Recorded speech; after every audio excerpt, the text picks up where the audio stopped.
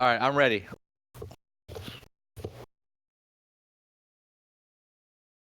Okay. Welcome to BrotoGP. I'm Kevin, and before we get started, Rob wanted me to humble brag a little prediction we had to sort of plug the YouTube channel and some of the videos we have, but fuck humble bragging because I'm dope as shit, so I'm going to serious brag. Danny Kent just apparently, oh, my mic flew off, fuck it. Danny Kent apparently just tried to cut an old man and then got the shit kicked out of him by a 63-year-old guy and his dog and was cut by his team, which in the BrotoGP news quickie, Danny, we said they were looking forward to doing, namely being the latest team to cut him. So when I'm not drunk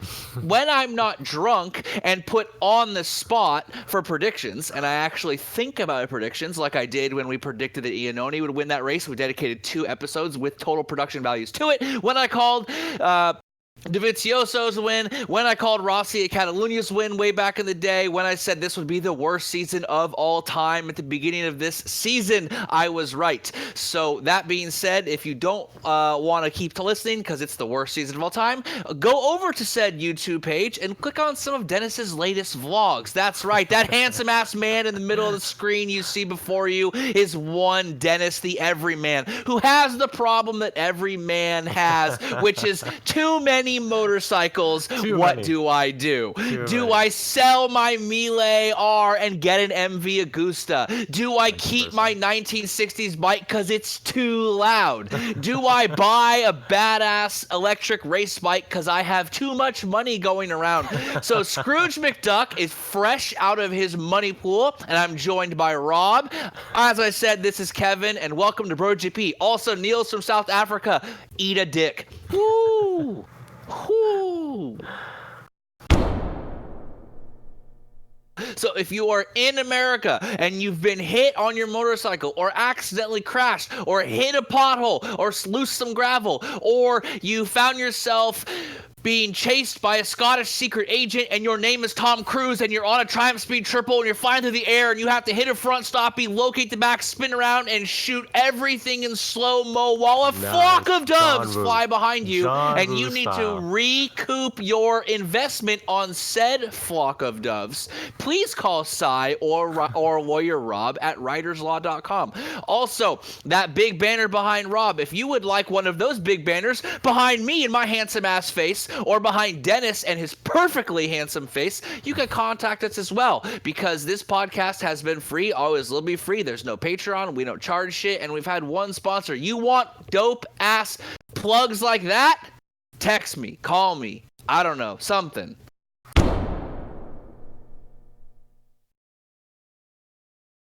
Wait, I just gotta go on a quick tangent here and put Kevin on the spot because he pretty much name dropped Mission Impossible 2 by John Woo. So Kevin, which Mission Impossible movie is the best one? Mission Impossible 2? What are you talking about? Really? It has the highest quotient of slow-mo to doves. It is inversely proportional how good a movie is to the amount of slow-mo and the amount of doves it has. What are you talking about? Is it good? Why does that movie... So he starts that movie rock climbing, free soloing, gets to the top, and they shoot a thing down to give... How was he planning on getting down off of that spire out in the middle of Moab? Don't get me wrong, people free climb, but like in Yosemite, you free climb, and then you like hike back down the other side. He was free climbing with no rope and thought he was going to drop an iron cross and just lock off like he's Chris fucking Sharma or Kevin Jorgensen and just hang there forever, chilling. And then he literally gets to the top. A helicopter falls. He didn't hear that helicopter. I don't know if you've been to Moab. It's fucking quiet. There is nothing there except perfect hair and helicopters shooting like darts with fucking clamps on the end of it to deliver you a pair of sunglasses that are going to explode. Rob dropped off because this is too good of a rant. So I'm just going to keep going to hope the recording didn't stop. Boom! Sunglasses. I saw that movie when I was like 17 in the theaters. Then me and my boy Nick decided that my 84 KZ 700 was the correct bike to try to Mission Impossible through the streets of Sonoma County. And I thought for sure I could hit a gnarly ass stoppie on that thing with like the single 2-piston front brake caliper.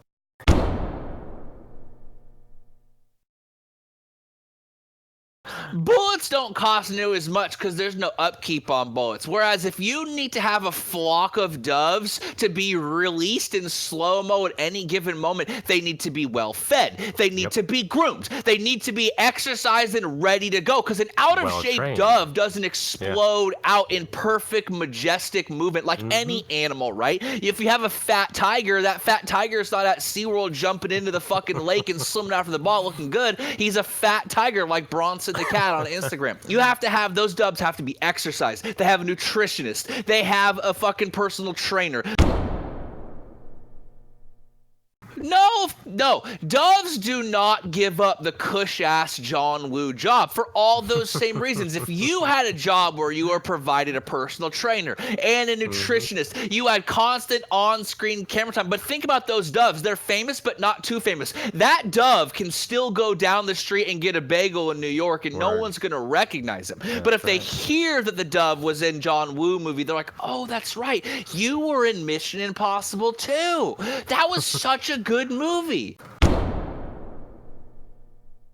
That plotline, by the way, had the worst exposition possible in that movie, and it was explained by a guy doing a really bad Russian accent, so you couldn't understand what he was saying. So if you don't know what's happening, they're trying to like find a cure for a super flu they made called Chimera, and they named the cure Bellerophon because that was the secret, or the ancient Greek hero that killed the Chimera, but he says it in such a thick Russian accent, you literally don't know what's happening in the movie because they don't prepare you. A crazy Russian guy with a huge stash and glasses just starts talking about ancient Greek names, and you're like, what the fuck is happening? Kind of like you turned on this podcast to hear about an awesome race, and we spent the last 20 minutes talking about Mission Impossible 2.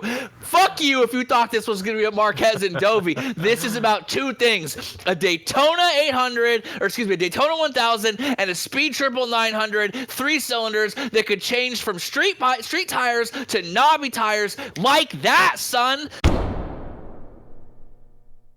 Who knew that the Danny can ain't nothing to fuck with? That dude is straight about he is about cream.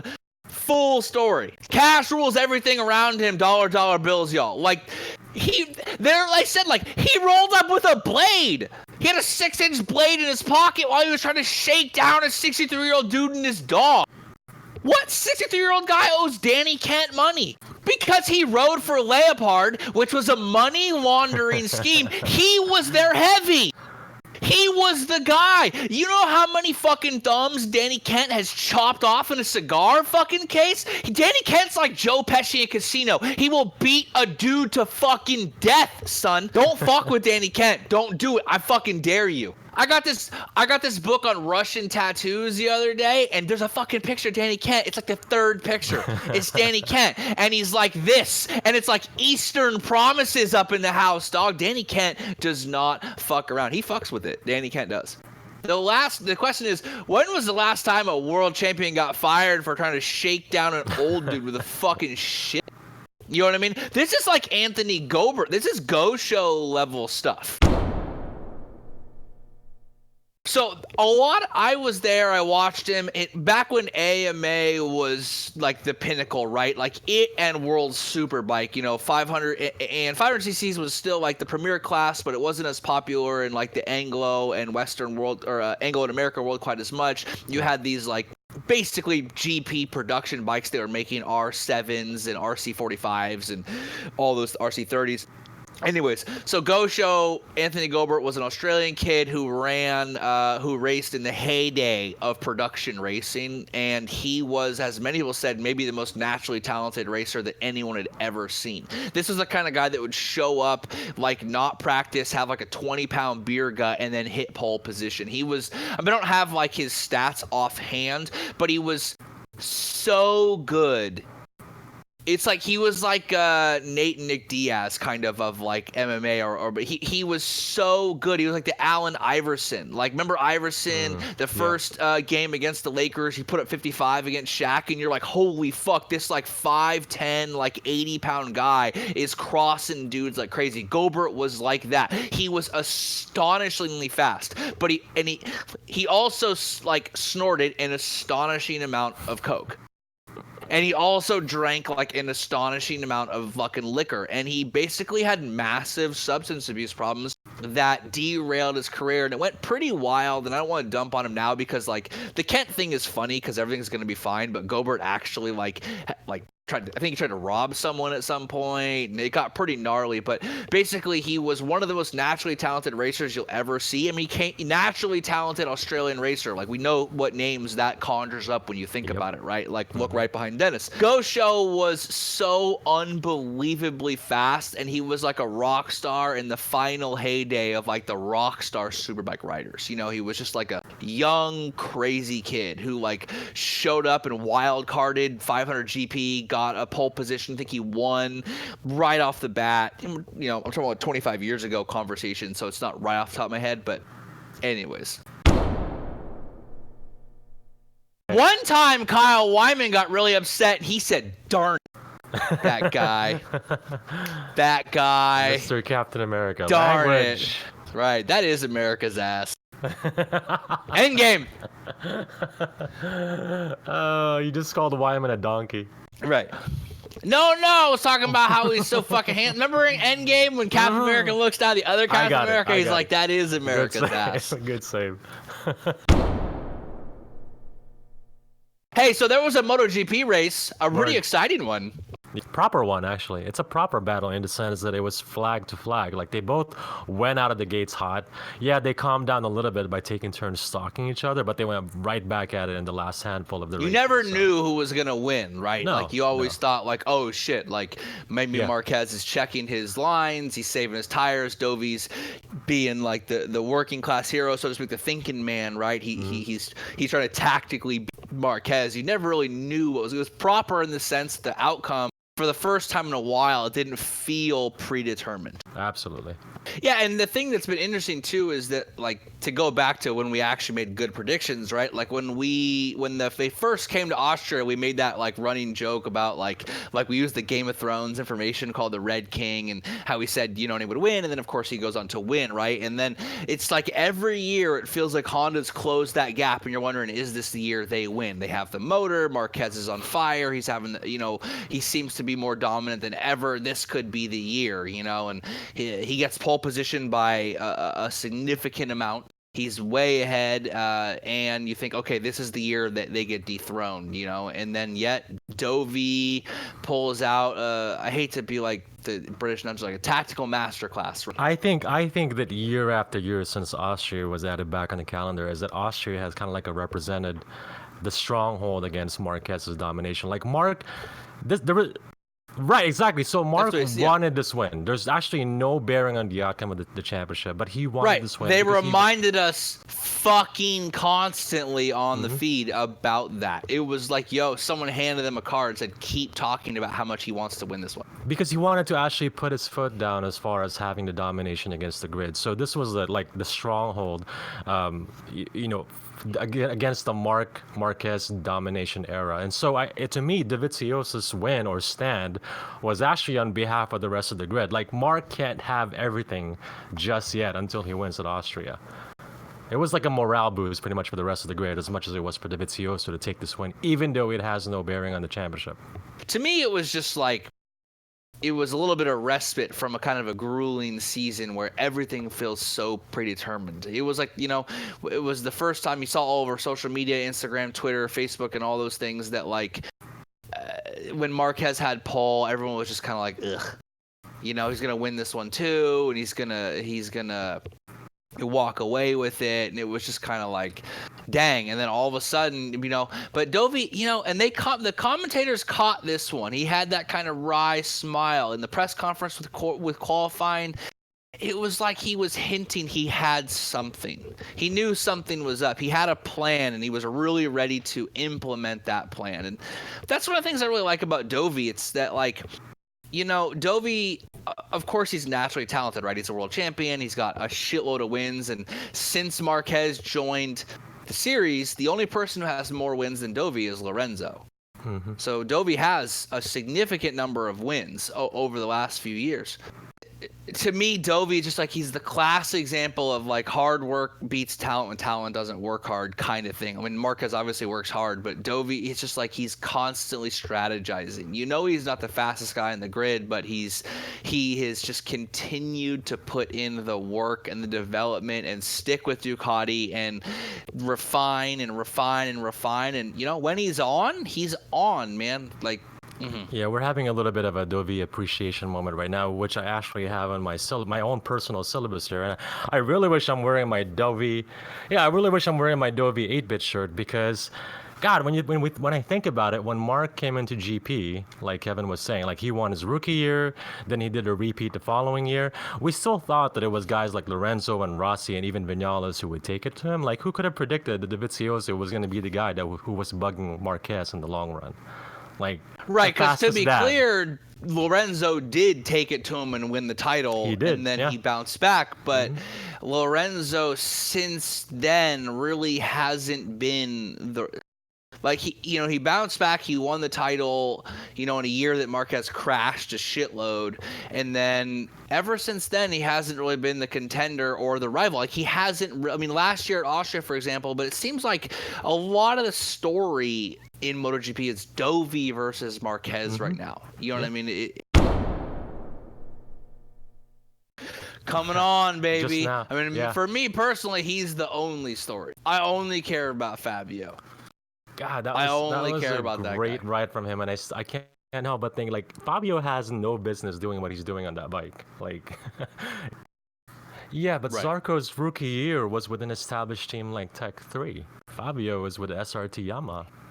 And that's an interesting like thought process, because Franco was champion, Zarco was champion. Like, you sort of expected these. Fabio hasn't won a championship since CEV days, and yet people talked when he came in as if he was going to be the next Rossi. They literally made that comparison. He was pushed as, like, this kid is crazy talented, and then it never really came to fruition. He goes to Moto 2, there's some problems, then he gets that speed up, and he has a couple of, like, flashes of brilliance.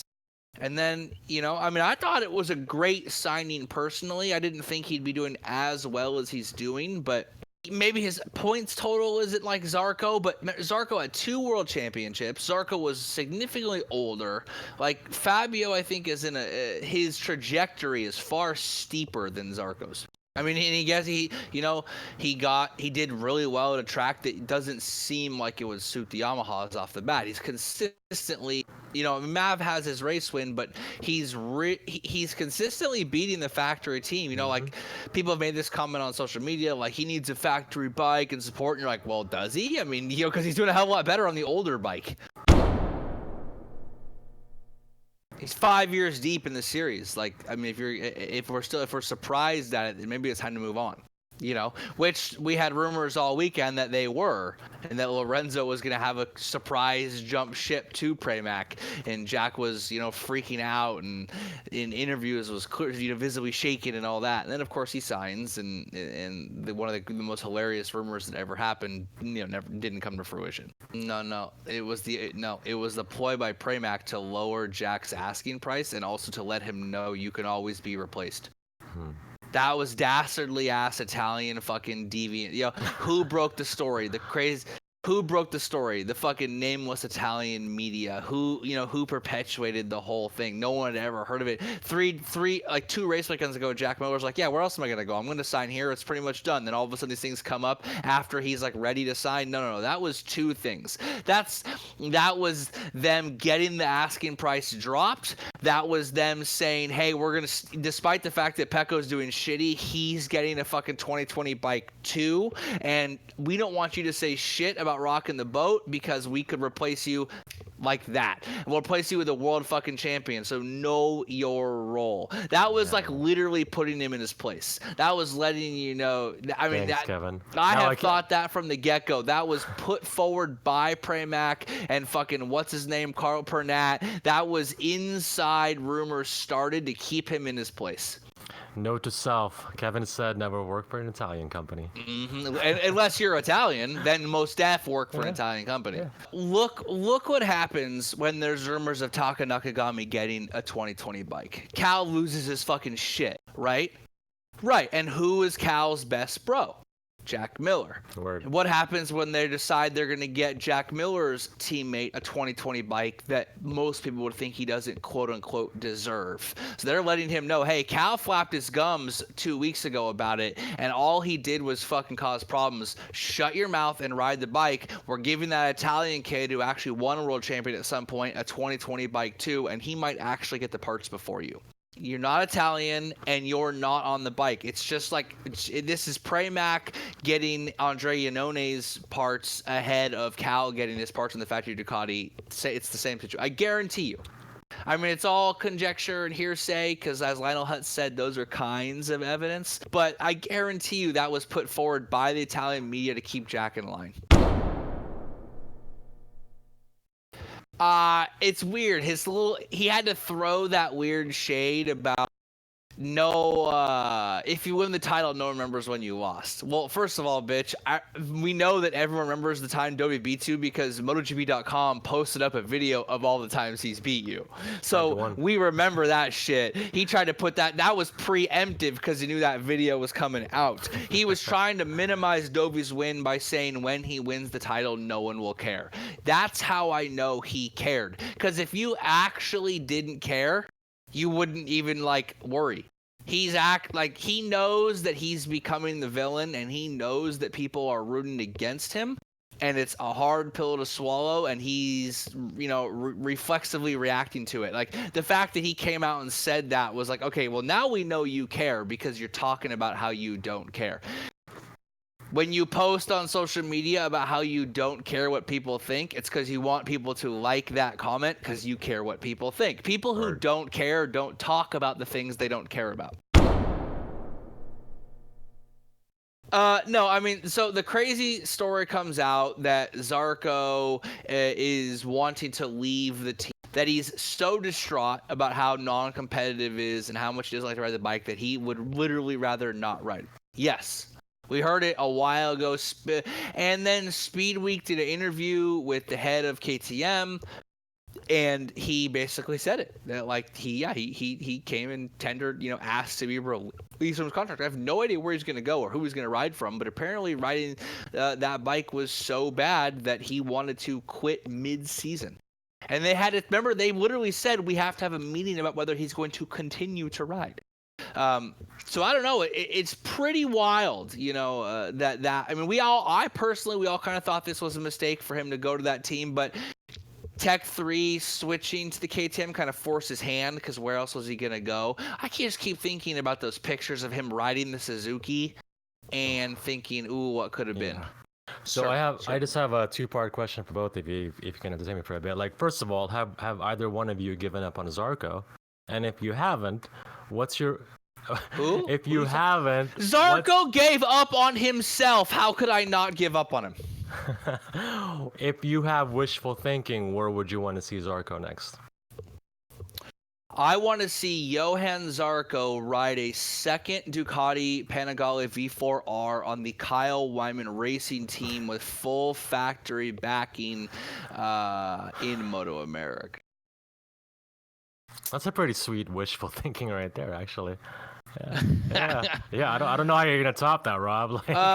So there's a couple of things. One of the things we've seen in World Superbike is that apparently Bautista might bounce to Honda for a pretty large sum, which is a crazy story, and that Redding might take his spot.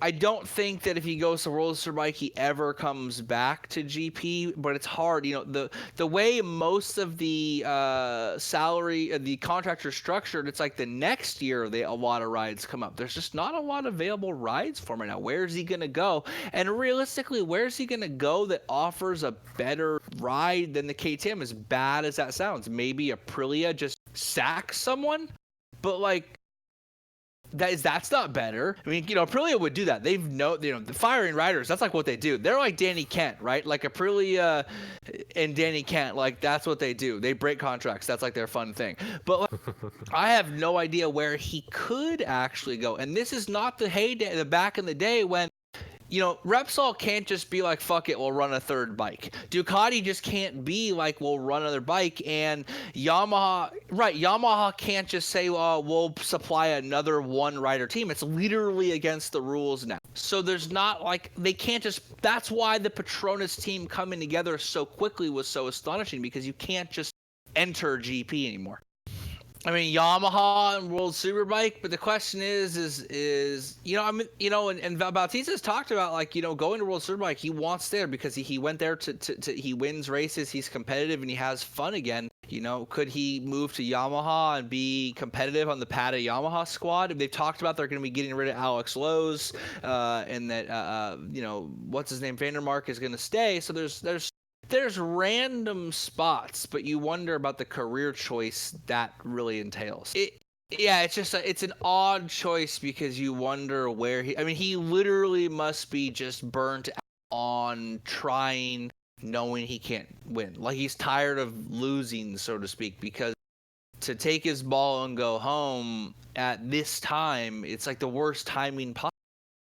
Now, what about KTM? Do you guys think that this split is or could be detrimental to them, that it's looking like for Zarco? I actually disagree with Rob on that it's not going to cause a problem. I think that a lot of riders are going to see.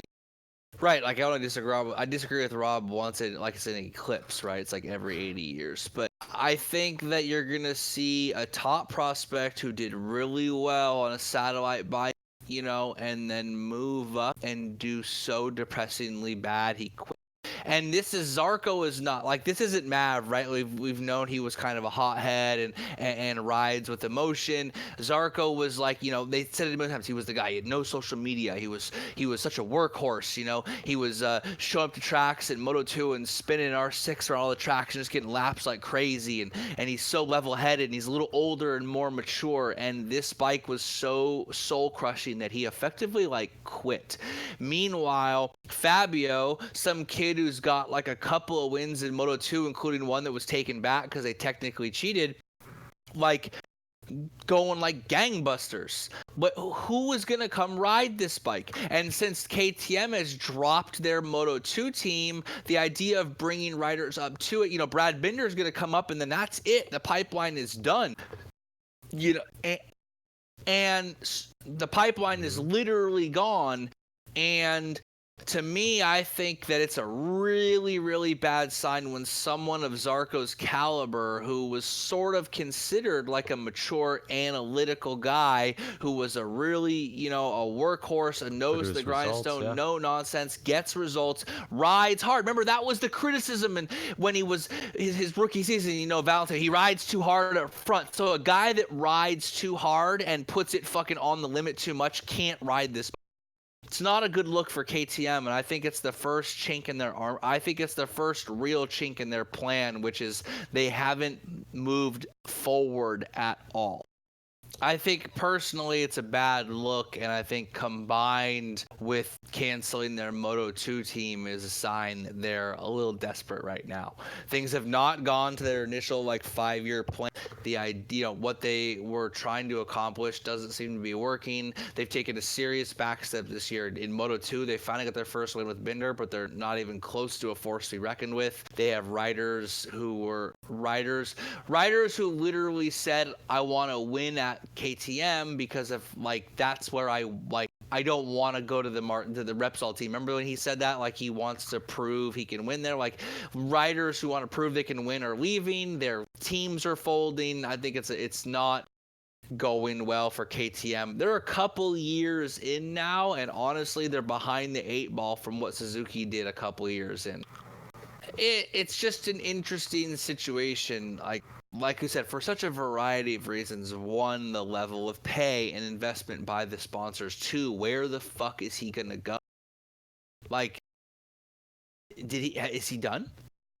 Like, where's he gonna go? He doesn't cross me as a guy who makes rash decisions. Like, I don't know him, but it doesn't seem like he's just like, fuck it. You know, he didn't just throw up his hands and, you know, break up with his boyfriend, so to speak. Well, that's why I was asking about, like, KTM, because to him, it seemed that the best decision was, you know, to go the unknown. Like, not knowing where he was gonna go was better than persevering with the KTM. Like, that's pretty bad. Right. Potentially not riding at all was better than riding for money. Yeah.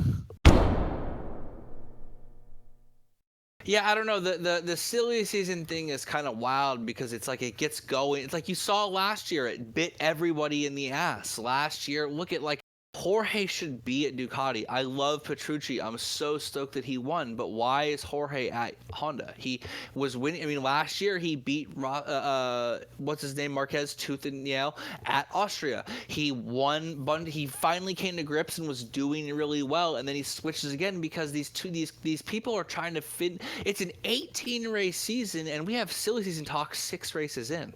I mean, silly season's fun, but I don't think there's any silly season like magic bullet that's going to happen that changes the series. And we saw like the only silly season magic bullet we actually thought was going to change. Like you've seen this over the years. Valentino goes to Ducati, Jorge goes to Ducati. Like the last time like a silly season magic bullet happened that really shook things up was when Stoner went to Honda. You know, like, and then he won the title in his first year. Otherwise, like, because of results, but like there has been no magic bullet with, you know, Jorge goes to Ducati and he does terrible for his first year and it's like a joke.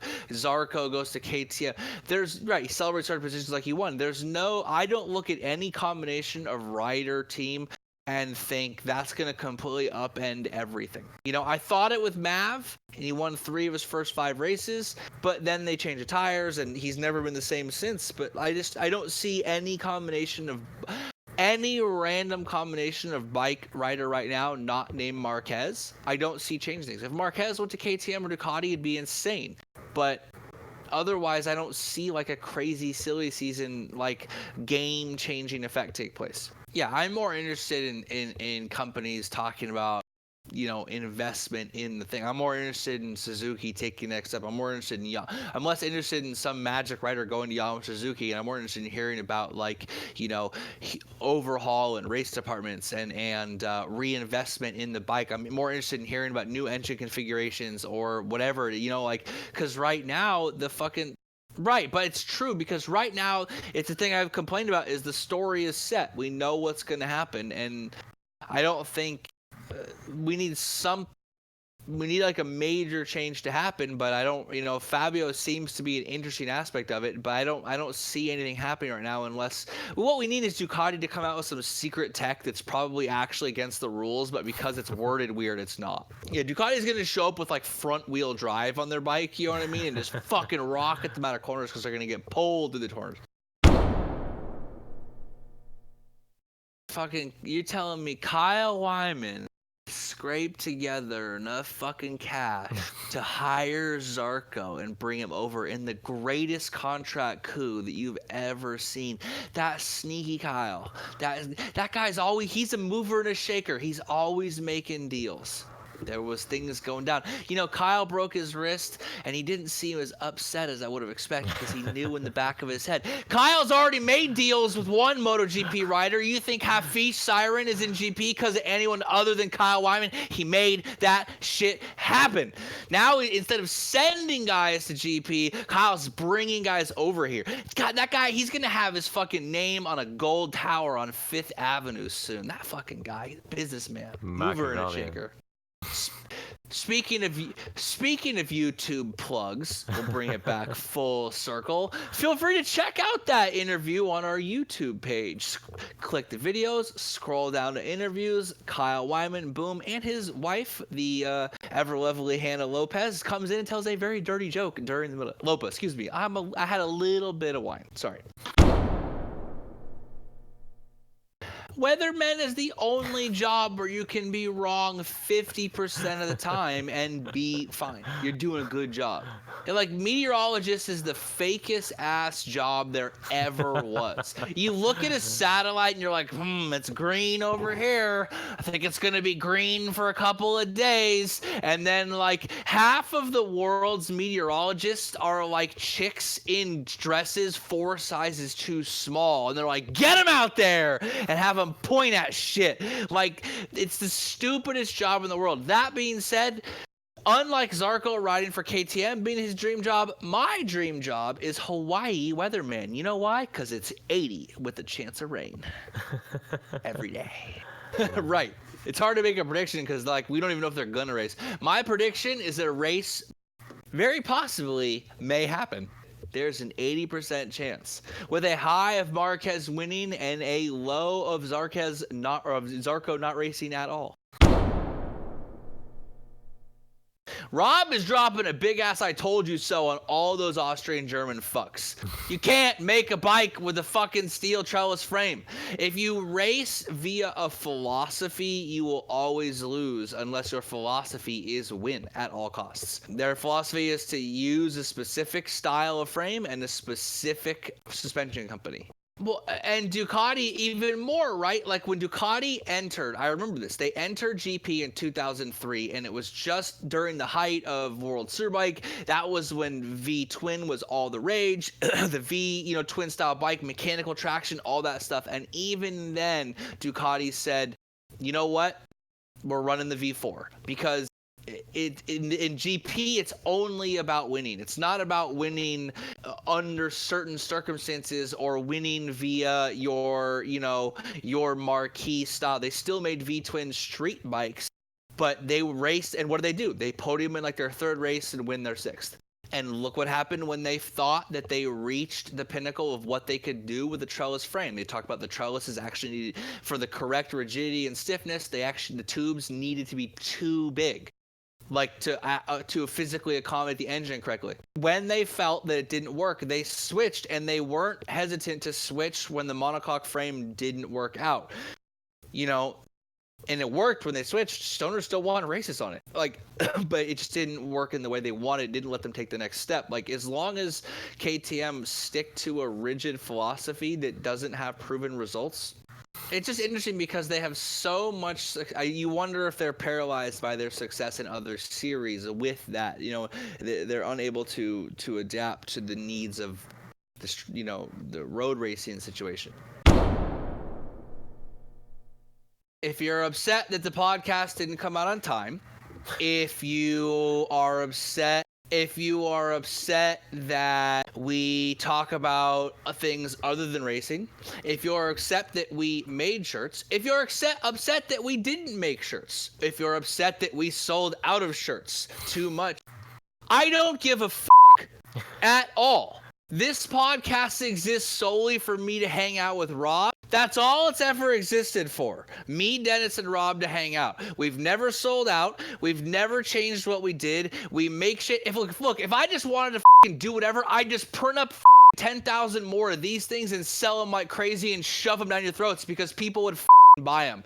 We've never changed who we are. We've never done anything but by our own rules. If suddenly you feel like we owe you something for it, get a big giant and choke on it because I don't care. I've never cared. Rob's gonna cut this part. I don't care. Bleep it out.